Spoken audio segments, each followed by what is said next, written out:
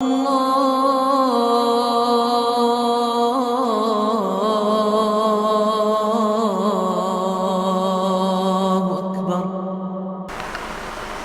اللہ الرحمن الرحیم الحمدللہ رب العالمین والصلاة والسلام علی رسولہ الکریم محمد وعلی آلہ وصحبہ اجمعین ومن تبعہم بإحسان الی یوم الدین اما بعد۔ میرے بزرگوں اور دوست اور اسلامی بھائیوں اور بہنوں، السلام علیکم ورحمۃ اللہ وبرکاتہ۔ گزشتہ درس میں منافق کی چال سے متعلق 8 باتیں آپ کے سامنے رکھی گئی تھیں۔ آج کے اس مختصر وقفے میں بھی اس سلسلے میں کچھ مزید باتیں آپ کے سامنے رکھنے کی کوشش کروں گا۔ نمبر 9، حضرت حذیفہ رضی اللہ تعالی عنہ سے مروی ہے کہ نبی صلی اللہ علیہ وسلم نے فرمایا، فی امتی 12 منافقا لا يدخلون الجنہ ولا يجدون ریحها حتی یلج الجمل فی سم الخیاط 8 منہم تکفیکہم الدبیلہ سراج من النار یظہر فی اکتافہم حتی ینجم من صدورہم، کہ میری امت میں 12 منافق ایسے ہوں گے جو نہ تو کبھی جنت میں جائیں گے نہ اس کی خوشبو ہی پائیں گے جب تک کہ اونٹ سوئی کے ناکہ کے اندر سے نہ چلا جائے۔ ان میں سے 8 مہلک پھوڑوں کے ذریعے ہلاک کر دیے جائیں گے۔ ان کے کندھوں پہ آگ کا چراغ ظاہر ہوگا، یہاں تک کہ ان کے سینے بھی اس سے جلنے لگیں گے۔ یہ صحیح مسلم کی روایت ہے۔ نمبر 10، منافقوں کے جو سرغنہ ہیں وہ ان کے شیطان ہیں۔ اللہ تعالیٰ کا فرمان ہے، وَإِذَا خَلَوْا إِلَى شَيَاطِينِهِمْ قَالُوا إِنَّا مَعَكُمْ، اور جب اپنے شیطان کے پاس جاتے ہیں تو کہتے ہیں کہ ہم تو تمہارے ساتھ ہیں۔ سورہ البقرہ آیت نمبر 14۔ نمبر 11، ان میں کچھ ایسے ہیں جو اللہ کے دین کے بارے میں کچھ بھی نہیں جانتے۔ حضرت عائشہ صدیقہ رضی اللہ تعالی عنہا سے مروی ہے کہ نبی صلی اللہ علیہ وسلم نے فرمایا، ما اظن فلان و فلانا یعرفان من دیننا شیئا قال اللیث کانا رجلین من المنافقین، کہ میرے خیال میں فلاں شخص ہمارے دین کے بارے میں کچھ بھی نہیں جانتے۔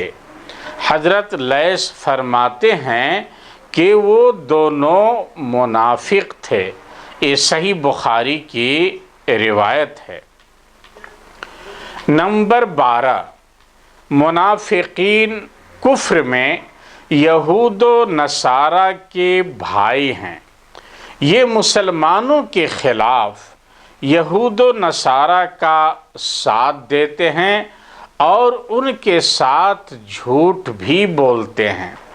اللہ تعالیٰ کا فرمان ہے، أَلَمْ تَرَ إِلَى الَّذِينَ نَافَقُوا يَقُولُونَ لِإِخْوَانِهِمُ الَّذِينَ كَفَرُوا مِنْ أَهْلِ الْكِتَابِ لَئِنْ أُخْرِجْتُمْ لَنَخْرُجَنَّ مَعَكُمْ وَلَا نُطِيعُ فِيكُمْ أَحَدًا أَبَدًا وَإِن قُوتِلْتُمْ لَنَنْصُرَنَّكُمْ وَاللَّهُ يَشْهَدُ إِنَّهُمْ لَكَاذِبُونَ کہ کیا تو نے منافقوں کو نہیں دیکھا کہ اپنے اہل کتاب کافر بھائیوں سے کہتے ہیں اگر تم جلا وطن کیے گئے تو ضرور ہم بھی تمہارے ساتھ نکل کھڑے ہوں گے اور تمہارے بارے میں ہم کبھی بھی کسی کی بات نہ مانیں گے،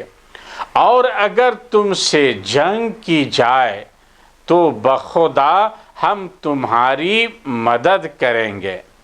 لیکن اللہ تعالیٰ گواہی دیتا ہے کہ یہ قطعاً جھوٹے ہیں۔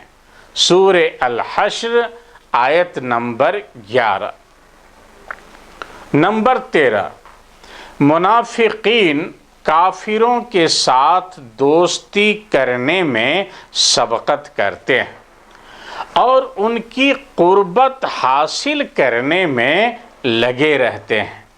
اللہ تعالیٰ کا فرمان ہے فَطَرَ الَّذِينَ فِي قُلُوبِهِم مَّرَضٌ يُسَارِعُونَ فِيهِمْ يَقُولُونَ نَخْشَىٰ أَن تُصِيبَنَا دَائِرَةٌ کہ آپ دیکھیں گے کہ جن کے دلوں میں بیماری ہے وہ دوڑ دوڑ کر ان میں گھس رہے ہیں اور کہتے ہیں کہ ہمیں خطرہ ہے، ایسا نہ ہو کہ کوئی حادثہ ہم پر پڑ جائے۔ سورہ المائدہ آیت نمبر 52۔